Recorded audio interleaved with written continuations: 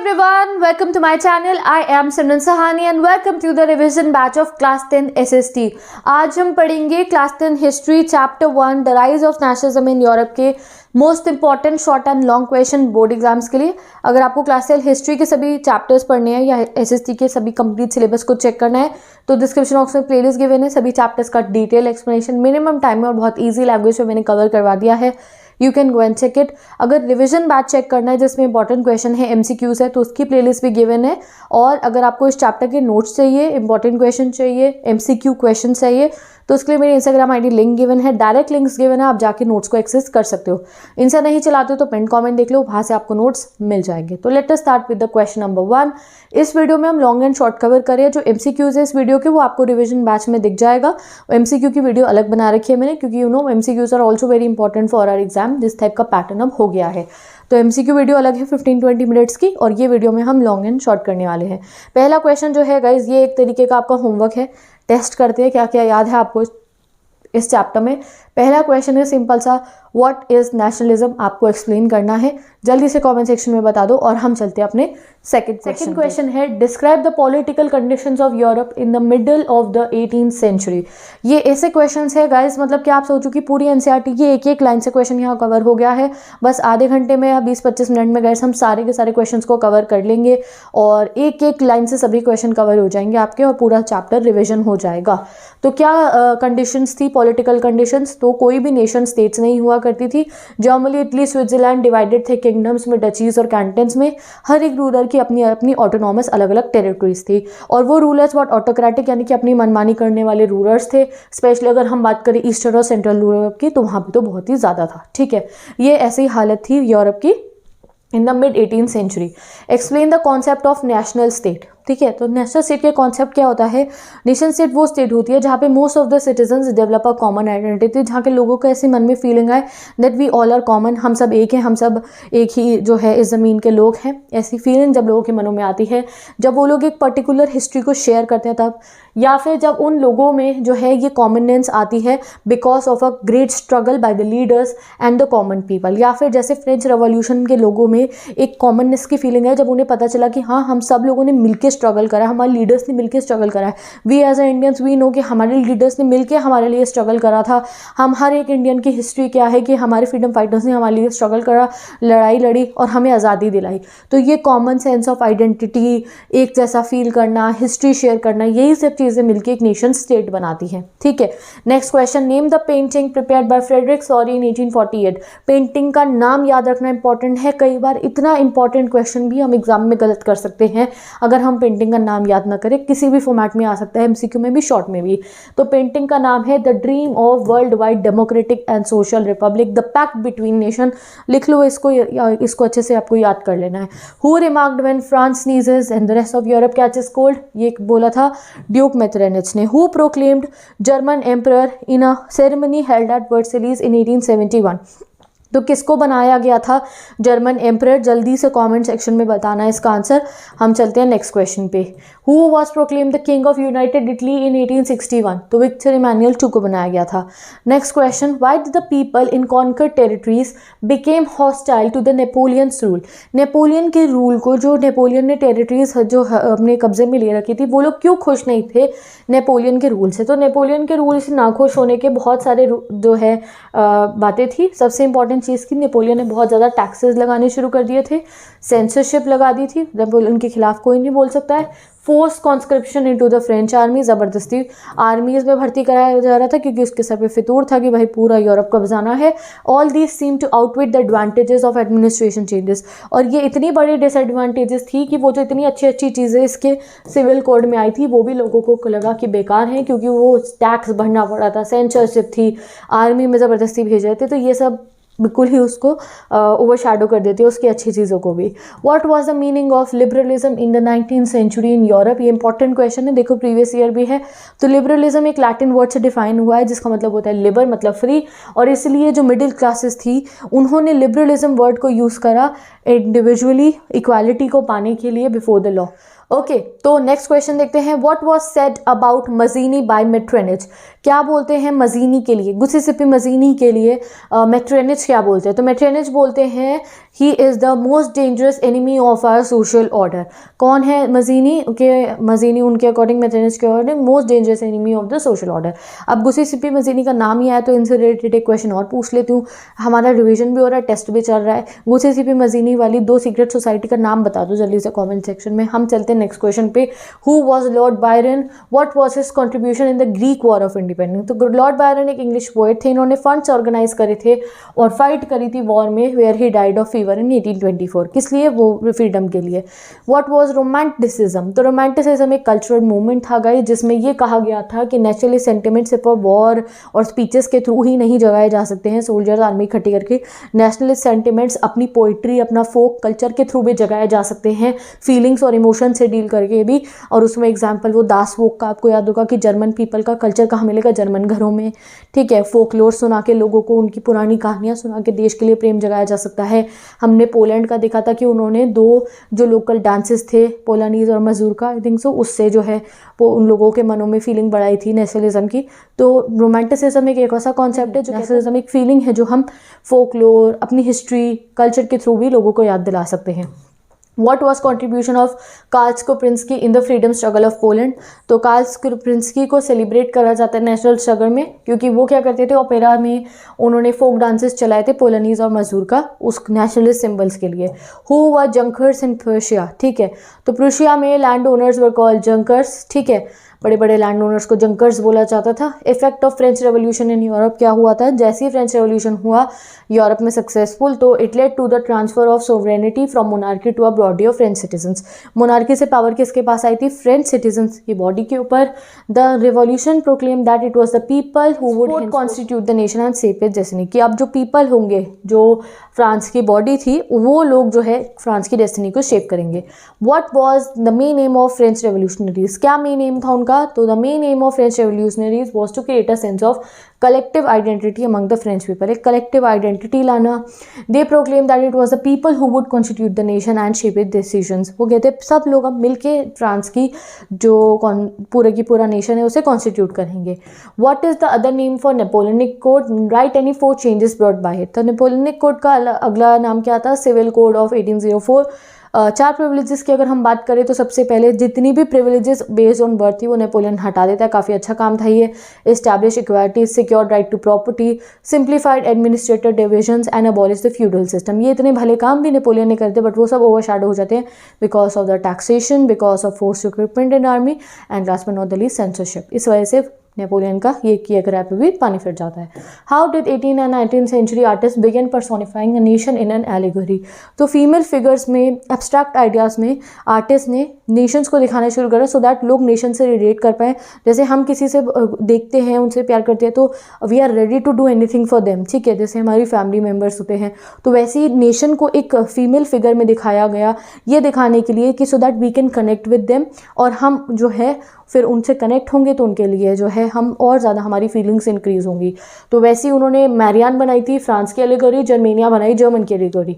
Explain the measures and practices in creating sense of collecting identity among the people of France. France के लिए, France में जो French revolutionaries ने क्या करा, 2 आइडियाज़ लगाए। सबसे पहले फादरलैंड के, जिससे बोला गया ला पेट्री, और सिटीजन्स के, जिसको बोला गया ले सिटियन। यहाँ लोगों को क्या कहा गया कि फ्रांस जो है ये हमारा फादरलैंड है और हम सब इसके सिटीजन्स हैं। ऐसा नहीं है कि कोई राजा, कोई ऐसा कुछ नहीं, ये फ्रांस पूरा का पूरा हम सबका फादरलैंड है, ठीक है, और ये हम सब इसके सिटीजन्स है। एक नया फ्रेंच फ्लैग बनाया गया जिसको देख के लोग रिलेट कर पाए, हाँ ये हमारा देश है, ये हमारा फ्लैग है, और इस तरीके से उन्होंने यूनाइट करने की कोशिश करी। नेक्स्ट आप देख सकते हो उन्होंने हाइम्स भी, यानी कि देशभक्ति वाले गीत कंपोज करे, और एक सेंट्रलाइज एडमिनिस्ट्रेटिव सिस्टम सेटअप करा, इंटरनल कस्टम ड्यूटीज़ को अबॉलिश करा, और जनरल बॉडी को भी आप लिख सकते हो। क्वेश्चन है, आपको सारे आइडियाज़ बताने हैं जो यूज़ करे गए थे, एंड ये चीज़ ध्यान रखना कि इस क्वेश्चन को आप पॉइंट फॉर्मेट में आंसर करना, पहले स्टेटमेंट लिख के देन ऑल द पॉइंट्स, जैसे ऐसा कर रखा है हमने। Explain the decision of Congress of Vienna. क्या क्या डिसीजन था कांग्रेस ऑफ वियना का? लॉन्ग क्वेश्चन में ये डेफिनेटली आ सकता है। The provision of treaty of Vienna of 1815 include, क्या क्या हुआ था? बर्बन डायनेस्टी को रिस्टोर कर दिया था। फ्रांस लॉस्ट द टेरिटरीज जो भी उसने नेपोलियन के अंडर में एनेक्स करी थी, कब्जाई थी, I mean to say. Series of state was set up on the boundaries of France to prevent French expansion in future. France की बाउंड्रीज पे स्टेट्स बना दी जिससे फ्रांस एक्सपैंड न कर पाए। बेल्जियम को उसके नॉर्थ में बिठा दिया गया था, यानी कि सेटअप कर दिया गया था। जेनुआ को पीडमाउंट साउथ में, ठीक है। प्रूशिया को बहुत सारी इंपॉर्टेंट टेरिटरीज मिल गई थी वेस्टर्न फ्रंटियर पे, और ऑस्ट्रिया को कंट्रोल दे दिया गया था नदर्न इटली का, ठीक है। नेक्स्ट अगर बात करें हम ईस्ट में, तो रशिया को पोलैंड का कुछ पार्ट दे दिया गया था, और रशिया को सैक्सनी का कुछ पार्ट दे दिया गया था। बट जो जर्मन कन्फेडरेशन थी नेपोलियन की 39 स्टेट्स की, उसको टच भी नहीं करा गया था, क्योंकि वो काफ़ी ईजी सिंप्लीफाइड चल रहा था वहाँ सब कुछ। 10 monarchy that had been overthrown by Napoleon were restored and a new conservative order was created. तो जो मोनार्की जिसको इतनी मुश्किल से ओवरथ्रो करा गया था, वो फिर से वापस आ जाती है और वो कंजर्वेटिज्म चला देते हैं। अब कंजर्वेटिज्म की बात हुई है, तो व्हाट इज कंजर्वेटिज्म? तो ये पॉलिटिकल फिलोसफी होती है जो स्ट्रेस करती है इंपॉर्टेंस ऑफ ट्रेडिशन पे और establish institution, customs and preferred gradual development to quick change. ये वही लोग हैं जो मोनार्की में बिलीव करते हैं, ये चाहते हैं कि चेंजेस आए सोसाइटी में, तो धीरे धीरे ऐसे एकदम से ना कि सब कुछ हटा दिया जाए। Why the 1830 was the year of great economic hardship in Europe? क्यों था? क्योंकि उस समय पे पॉपुलेशन इंक्रीज थी, अनएम्प्लॉयमेंट हो रहा था, माइग्रेशन हो रहा था रूरल अर्बन बहुत ज़्यादा, प्राइस बहुत बढ़ रखे थे चीज़ों के, कॉम्पिटिशन था मार्केट में, साथ ही के साथ में बहुत बैड कंडीशंस थी पीजेंट्स के लिए। What were the ideals of liberal nationalism? जो लिबरल नेशनलिज्म है, जो लिबरलिज्म स्टार्ट होता है, उसमें उनके आइडियाज़ क्या क्या थे? तो गाइस पहला तो था हमारा पॉलिटिकल लिबरलिज्म और दूसरा इकोनॉमिक लिबरलिज्म था। तो पॉलिटिकल लिबरलिज्म में हम बात करेंगे फ्रीडम ऑफ इंडिविजुअल आएगा, equality before law, concept of government by concern, end of autocracy, ये सब पॉलिटिकल लिबरलिज्म में आ जाएंगे। ये पॉलिटिकल डिमांड थी लिबरलिज्म की। और अगर हम इकोनॉमिक लिबरलिज्म की बात करें तो फ्रीडम ऑफ मार्केट, जो इतने रिस्ट्रिक्शन थे कि एक आप गली से दूसरी गली में निकले हो तो भैया वो लग रही है अलग करेंसी, अलग टाइप के वेट्स मेजर्स, तो वो रिस्ट्रिक्शंस जो लगाए जाते थे, गली से मेरा मतलब है कुछ दूर ही निकलते थे, वो दूसरी स्टेट तक पहुंचते थे, तो ऐसा चेंज हो जाता था। जैसे हमने पढ़ा था 1 L की यूनिट्स हर जगह पे अलग थी, तो वो सबको फ्रीडम चाहिए था अच्छा से बिजनेस करने के लिए। तो जो फ्रीडम इकोनॉमिक रिलेटेड था उसमें फ्रीडम ऑफ मार्केट ये सब आ जाएगा, और पॉलिटिकल फ्रीडम में लोगों को चाहिए था freedom of individual, equality before law, concept of government by concern और ऑटोक्रेसी का एंड हो जाना।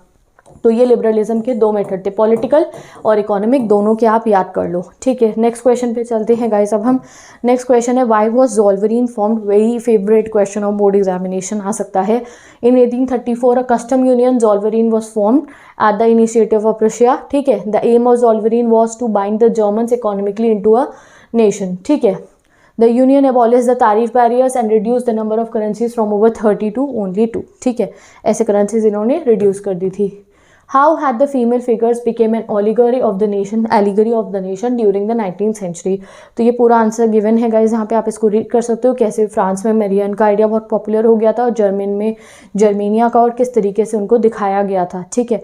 तो ये पूरा आंसर स्क्रीनशॉट ले सकते हो, नहीं तो डिस्क्रिप्शन बॉक्स में और पिन कमेंट में है, इंस्टाग्राम नोट्स में मिल जाएगा, इंपॉर्टेंट है, रीड कर लेना। Next question, explain any 5 social and administrative reforms introduce by Napoleon in regions under his privilege. तो ये आपको सिविल कोड के ही वो बता देने हैं।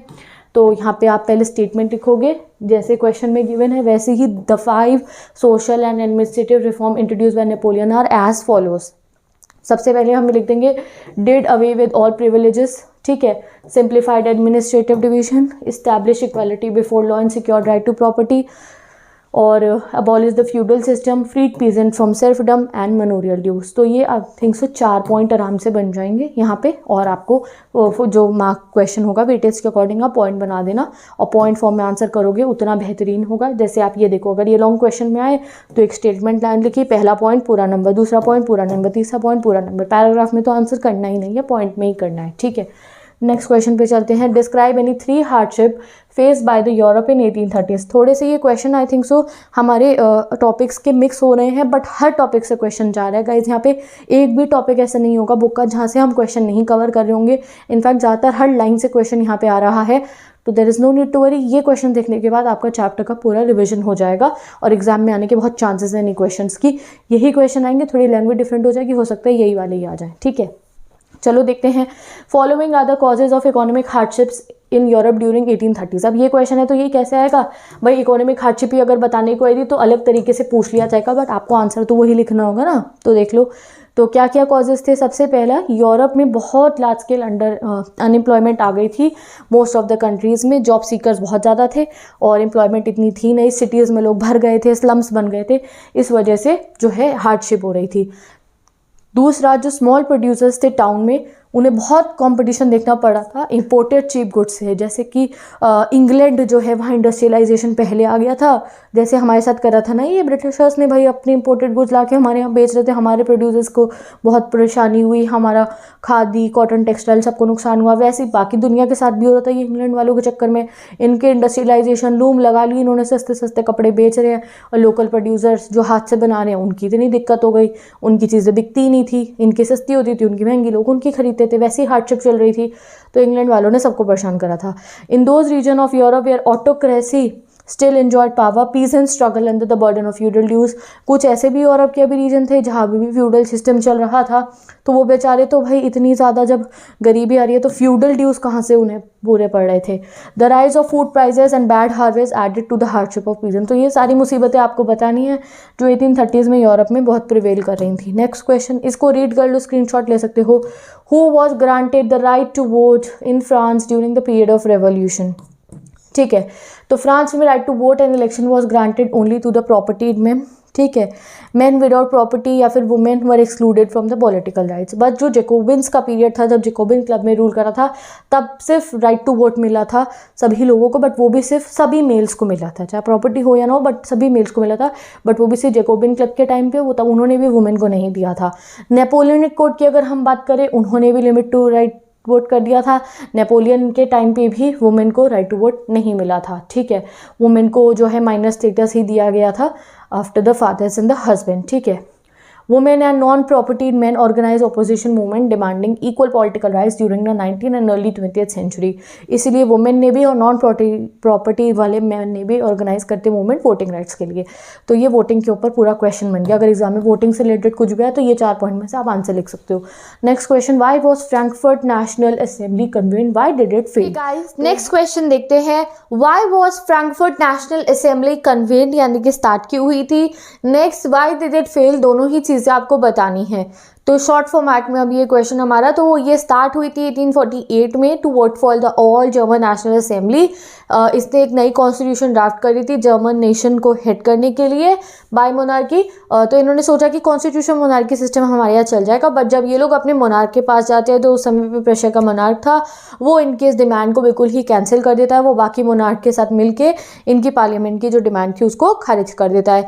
और ये पार्लियामेंट डोमिनेट क्यों नहीं कर पाई थी अपने ओपिनियन को, क्योंकि गाइज यहाँ पे मिडिल क्लास बहुत ज़्यादा थे। फेलियर क्या था पार्लियामेंट के फेल हो जाने का, देखो फ्रेंच रेवोल्यूशनरीज की तो वो सक्सेसफुल हो पाए थे, क्योंकि वो यूनिटी में थे। यहाँ पे क्या सीन हुआ कि भाई मिडिल मैन लोगों ने अपनी पार्लियामेंट बना ली है, बट वहाँ पे उन्होंने जो वर्कर्स थे उनको बहुत डिप्राइव करा था, वुमेन को तो कोई पार्टिसिपेशन दिया ही नहीं था। आर्टिस्ट लोगों को भी इन्होंने इतना ज़्यादा जो है आर्टिसंस होते हैं ना जो काम करते थे, तो ये मिडिल मैन थे, ये बिजनेस मैन थे, इन्होंने वर्कर्स को आर्टिसंस को बहुत तंग कर रखा था, तो उन्होंने इनका साथ नहीं दिया। तो जब यूनिटी नहीं होगी तो आप कैसे जीत जाओगे, तो ये लोग हार जाते हैं। At the end troops were called to disband the assembly, troops बुला के राजा ने इनकी असेंबली को बंद करवा दिया। ठीक है, explain in 3 believes conservatisms emerge after 1815। तो भाई कंजर्वेटिज्म्स का एक ही था, हमें क्रिटिसाइज कोई नहीं करने का, हमारी मर्जी जो हम करें, ऑटोक्रेटिक गवर्नमेंट हम चलाएंगे, सेंसरशिप रहेगी मीडिया पे। ठीक है, ऐसे रन कर लो। ग्रीक वॉर ऑफ इंडिपेंडेंस पे नोट लिखना है, ये रहा ग्रीक वॉर ऑफ इंडिपेंडेंस का नोट। दूसरा, अब ये क्वेश्चन में फ्रैंकफर्ट पार्लियामेंट पे नोट लिखना है, यहाँ पे फेलियर नहीं बताना, यहाँ पे एक एक पॉइंट बताना है, क्यों बनी थी, कहाँ बनी थी, कब बनी थी, कैसे बनी थी। तो all those political associations existing in German regions whose member were middle class professional businessman prosperous artisans formed an all German national assembly. तो यहाँ से 1 मार्कर बन गया, MCQ बन गया कि भाई ऑल जर्मन नेशनल में किसने किसने जो है पार्टिसिपेट करा। तो बिजनेसमैन ने, प्रोफेशनल ने, आर्टिसन ने, प्रॉस्परस यानी कि अमीर वाले आर्टिसन ने, इन्होंने ऑल जर्मन नेशनल असेंबली बनाई। कैसे बनाई थी, इन्होंने अपने इलेक्शन करके असेंबली बनाई थी, और इसकी पहली मीटिंग ये 18 मई 1848 को करते हैं चर्च ऑफ सेंट पॉल में, फ्रैंकफर्ट में। ठीक है, और इनके 831 इलेक्टेड रिप्रेजेंटेटिव्स वहाँ पे थे, और इन्होंने वहाँ बैठ के अपनी कॉन्स्टिट्यूशन बना ली थी। वो वही वाला सीन जहाँ पे ऊपर वुमेन को इन्होंने सिर्फ विजिटर गैलरी में ही रहने दिया था। ठीक है, फिर ये अपनी कॉन्स्टिट्यूशन लेके मोनार्क फ्रेडरिक विलियम पे जब जाते हैं तो वो उनकी डिमांड को रिजेक्ट कर देते हैं, और बाकी मोनार्क के साथ मिलकर इनको बिल्कुल ही इनकी डिमांड सब कुछ कैंसिल करवा देते हैं। ठीक है, नेक्स्ट पे चलते हैं गाइस। अब हम क्वेश्चन पे, अब 32 क्वेश्चन शुरू कराने से पहले 2 क्वेश्चन डिस्क्रिप्शन बॉक्स में मैंने पेस्ट करे हैं, स्लाइड में रह गए हैं वो, सॉरी, तो मैं अभी आपको ऐसे ही बता रही हूँ। वो कौन सा है, एक क्वेश्चन है गाइस जुलाई रेवोल्यूशन का। ठीक है, हमारा जो फ्रांस का जुलाई रेवोल्यूशन है एग्जाम में शॉर्ट फॉर्मेट में आ सकता है। और एक सिलेसिया वीवर का रिवोल्ट, ये तो शॉर्ट क्वेश्चन का काफ़ी फेवरेट क्वेश्चन रहा है, तो वो स्लाइड में ऐड नहीं रहा, अब मैं इसे एडिट नहीं करी हूँ, डिस्क्रिप्शन बॉक्स में मैंने पेस्ट कर दिया, आप उसको वहाँ से चेक कर लेना। तो वो हमारा क्वेश्चन नंबर बन जाएगा 33 34, ठीक है, या आपको 32 33 और नंबरिंग चेंज हो जाएगी। हम अगला क्वेश्चन पढ़ते हैं। What was the act of union 1707, वही ब्रिटेन वाला एक्ट जिसे स्कॉटलैंड को इन्होंने बिल्कुल अपने साथ मर्ज करा लिया था, फिर उन पे अपनी सारी बिल इन्होंने वो करनी शुरू कर दी थी कि अपनी लैंग्वेज स्कॉटलैंड वाले नहीं बोलेंगे, उनकी नेशनल ड्रेस नहीं पहनेंगे, इस तरीके से इन्होंने हरकतें करी थी, ठीक है। How was the history of nationalism in Britain unlike the rest of the Europe. अब आपको बताना है कैसे ब्रिटेन की नेशनलिज्म की हिस्ट्री काफ़ी अलग थी बाकी लोगों से। ब्रिटेन में क्या हुआ था, एथनिक ग्रुप्स रहते थे English, Welsh, Scot, Irish islands में, ठीक है। अब इनका अलग अलग कल्चर था, अपने अपने पॉलिटिकल ट्रेडिशन थे। तो सबसे पहले इंग्लिश पार्लियामेंट ने क्या करा, जो इंग्लिश मोनार्क था उनसे पावर सीज कर ली थी 1688 में। फिर इन्होंने एक्ट ऑफ यूनियन बना के स्कॉटलैंड को हड़पा। उसके बाद इन्होंने आयरलैंड को ज़बरदस्ती इनकॉर्पोरेट करा लिया और बना दिया अपना यूनाइटेड किंगडम 1801। किंगडम बनाने के बाद इन्होंने बाकी सबके प्रेफरेंसेस को इतना जो है महत्व नहीं दिया, इन्होंने सब कुछ ब्रिटिश और इंग्लिश कल्चर के हिसाब से ज़्यादा फोकस करा। नया सिंबल बताया ब्रिटेन का, ब्रिटिश फ्लैग बनाया, नेशनल एंथम इंग्लिश लैंग्वेज में बनाया, और इस तरीके से इन्होंने जो है इनकी हिस्ट्री काफ़ी अलग रही बाकी हिस्ट्रीज से। Next question, explain any 3 believes of conservatisms that emerged after the 1815। तो यू कैन रीड इट। अगले क्वेश्चन पे चलते हैं हम, ठीक है। ये explain any 3 causes of conflict in Balkan area 1871। ये शॉर्ट फॉर्मेट में, अभी इसका लॉन्ग भी देखना है हमें। तो सेल्स नेशनलिटी स्ट्रगल कर रहे थे अपनी आइडेंटिटी के लिए और अपनी इंडिपेंडेंस के लिए बाल्कन स्टेट्स में, और ये एक दूसरे से बहुत जेलस हो गए थे। जो बाल्कन एरिया में जो लोग रहते थे उन्हें सेल्स कहते थे, ठीक है। तो ये काफ़ी जेलस होते थे एक दूसरे से, इन्हें आइडेंटिटी चाहिए थी, इन्हें इंडिपेंडेंस चाहिए थी, बट एक दूसरे की टेरिटरीज को भी ये गेन करना चाहते थे। इससे इनके बीच में बहुत दुश्मनी हो गई आपस में, और इनकी दुश्मनी का फ़ायदा उठाने के लिए यूरोपियन पावर्स आई और बड़ी बड़ी पावर्स आई, उन्होंने इनकी दुश्मनी को और बढ़ा दिया, और एज अ रिजल्ट क्या हो गया था, इसकी वजह से फर्स्ट वर्ल्ड वॉर हो गया था। Next question, the decade of 1830 had brought great economic hardship in Europe, support the statement. तो ये क्वेश्चन पहले भी करा था हमने। पॉपुलेशन बढ़ गई थी, जॉब नहीं थी, people migrated to cities for job, slum बन गए सिटी में, इनकी वजह से बहुत दिक्कत हुई। ये सब प्रॉब्लम की वजह से जो है पीजेंट, जहाँ पे फ्यूडल ड्यूज़ नहीं अभी तक नहीं हटा था फ्यूडल सिस्टम, वो ड्यूज़ में दब गए थे, और प्राइजेज ऑफ फूड बहुत राइज हो गए थे, तो इस वजह से बहुत इकोनॉमिक हार्डशिप रही थी। ये रिपीट हो गया। Next question, how did nationalism develop through the culture in Europe. तो आपको बताना है कैसे नेशनलिज्म कल्चर से डेवलप हो सकता है। तो ये रोमांटिसिज्म वाला आंसर आपको लिखना होगा। कल्चर से कैसे हो सकता है, जैसे दासबोक समझाया था। लैंग्वेज से कैसे हो सकता है, पोलिश लैंग्वेज का एग्जाम्पल देना है। म्यूजिक और डांस से पोलनीज और मजूरका का एग्जाम्पल आप दे सकते हो, folk dances, poetry, all that, ठीक है। नेक्स्ट क्वेश्चन पे चलते हैं guys. Describe the process by which Germany was unified. अब ये जो क्वेश्चन है ना गाइस, ये क्वेश्चन के लिए ना मैं एक अलग वीडियो बनाऊंगी, और उसमें मैं आपको ना पूरे कीवर्ड्स बता दूंगी कि कैसे आपको इन क्वेश्चन को ना लर्न भी नहीं करना पड़ेगा, आप बस ऐसे ही बस बिल्कुल परमानेंट हो जाएगा, आपको समझ लोगे तो आसानी से लिख भी पाओगे, ठीक है। वैसे तो आपको याद ही होगा कैसे कैसे जर्मनी यूनिफाई हुआ था, बट तब भी अगर ऐसे लगता है माइंड से स्लिप कर रहा है तो वो एक अलग वीडियो बनाऊंगी, उसका लिंक डिस्क्रिप्शन बॉक्स में मिल जाएगा, जब मैं बना दूंगी उसको। बाद में अगर कुछ दिनों बाद ये वीडियो देख रहे हो तो डेफिनेटली होगा कैसे आपकी यूनिफिकेशन ऑफ इटली जर्मनी बिना कोई कंफ्यूज हुए लॉन्ग आंसर्स लर्न कर सकते हो। तो ये रहा इसका answer, you can check it out. हम नेक्स्ट क्वेश्चन पे चलते हैं। Describe the process. ये कोई छोड़ने की क्वेश्चन थोड़ी है, चैप्टर के तो सबसे इंपॉर्टेंट है, तो करने ही करने हैं, मस्ट है ये तो, ठीक है। Next, describe the process of unification of Italy. ये रहा इसका आंसर। इसके लिए भी मैंने जैसे आपको कहा पॉइंट फॉर्मेट में आंसर करना है, स्टेटमेंट के साथ में आंसर के लिए मैं एक अलग वीडियो बनाऊंगी, ठीक है। Next, briefly explain the Balkan issue. तो बाल्कान का ये क्वेश्चन पूरा रीड करते हैं, उससे समझते हैं। तो Balkan was region of geographical and ethnic variations. Balkan region कौन सा है, जोग्राफिकल और बहुत एथनिक वेरिएशंस थे यहाँ पे, comprising of Romania, Bulgaria, Albania, Greece, Macedonia, Croatia, Bosnia, Herzegovina, Serbia, Serbia, और ये सब एरियाज टुगेदर में आते थे बाल्कान में, और इन्हें स्लैव बोला जाता था। Till the last part of 19th century ये ओटोमन एम्पायर के कंट्रोल में थे, बट ओटोमन एम्पायर के डिसइंटीग्रेट होने के बाद में यहाँ पे रोमांटिक नेशनलिज्म की फीलिंग्स इंक्रीज हुई। यहाँ के लोगों को भी लगा हम अपनी अपनी नेशन स्टेट बनाएंगे, बट जब यहाँ के लोगों के मन में ये आया कि हम अपनी नेशन स्टेट बनाएंगे, साथ ही के साथ इन्होंने बोला कि जो हमारी पड़ोसी टेरिटरी है हम उन्हीं की टेरिटरी को भी कब्जाएंगे। इस चक्कर में इनके बीच में दुश्मनी, लड़ाइयाँ बढ़ी, और क्योंकि यहाँ पे बहुत रिसोर्सेज है, रिच मिनरल्स मिलते हैं इनकी धरती पे, तो भाई बड़ी बड़ी यूरोप की पावर खाली Russia, Germany, England, Austria, Hungary, ये सब आ जाती हैं, और इसकी वजह से क्या होता है, फर्स्ट वर्ल्ड वॉर फाइनली हो जाता है। तो गाइज यहाँ पे 40 क्वेश्चन नहीं 42 कर लिए हैं हमने, 2 डिस्क्रिप्शन बॉक्स में भी हैं। जो लॉन्ग आंसर है उनको भी मैंने पेस्ट कर दिया पिन कमेंट में, क्योंकि इतनी जल्दी हम रीड भी नहीं कर पाते हैं बोर्ड पे से। वैसे तो आपके पास अपनी बुक में भी ये क्वेश्चन होंगे, नहीं है तो आप ऑब्वियसली रीड कर सकते हो स्टॉप करके वीडियो को, या फिर पिन कमेंट में से देख लो, या अगर आप इंस्टाग्राम चलाते हो तो वहाँ से देख सकते हो। ये सभी क्वेश्चन की फोटोज़ मैंने वहाँ स्लाइड्स पेस्ट कर दी हैं पोस्ट में, तो देख सकते हो अगर यूज़ कर रहे हो तो, नहीं तो पिन कमेंट में से चेक कर लो। कोई क्वेरीज है तो आप मुझसे कमेंट सेक्शन में पूछ सकते हो। अगर आपको नासिर ज़मीन यूरोप चैप्टर पढ़ने या बाकी सभी चैप्टर्स को पढ़ने मिनिमम टाइम में गाइस, और वो भी बहुत ही ईजी लैंग्वेज के अंदर, कि आपको एनसीईआरटी की एक एक लाइन जल्दी से समझ में आ रही है इस लैंग्वेज में, तो आप डिस्क्रिप्शन बॉक्स में दी गई प्लेलिस्ट से सभी चैप्टर्स को पढ़ सकते हो। अगर आपको रिविजन बैचेस देखने हैं, यानी कि हर एक चैप्टर का एसएसटी के चैप्टर पढ़ने के बाद में ना कुछ अधूरा सा लगता है कि यार ऐसा लग नहीं रहा है कि कॉन्फिडेंस आ गया, आई नो एवरीथिंग, तो उसकी रीज़न क्या है कि हमने इंपॉर्टेंट क्वेश्चन देखे नहीं है, अच्छे से समझा नहीं है। तो आप इंपॉर्टेंट क्वेश्चन बैचेस की वीडियो देख सकते हो, ठीक है। तो आप रिवीजन बैच की वीडियो देखो, वहाँ सभी इंपॉर्टेंट क्वेश्चन गिवन है। एमसीक्यू की अलग है, लॉन्ग शॉर्ट की अलग है, सो दैट सारा हमारा प्रिपरेशन हो जाए एग्जाम से पहले। वीडियोस की लेंथ बहुत ऐसे लंबी नहीं है, 20 मिनट की 20 मिनट की वीडियो है। एमसीक्यू वाली भी 20 मिनट की है, ये भी 20-30 मिनट की होगी, कि हमारा लगभग 1 घंटे में इंपॉर्टेंट क्वेश्चन कंप्लीट हो जाए। And with this you can go and check it out. मैं मिलती हूँ नेक्स्ट वीडियो में। Bye bye, take best of luck. और मेरे चैनल पर सिर्फ एसएसटी ही नहीं, इंग्लिश की भी इंपॉर्टेंट क्वेश्चन सीरीज और फुल कोर्स है, तो you can go and study. Okay, तो bye bye, best of luck all the class 10।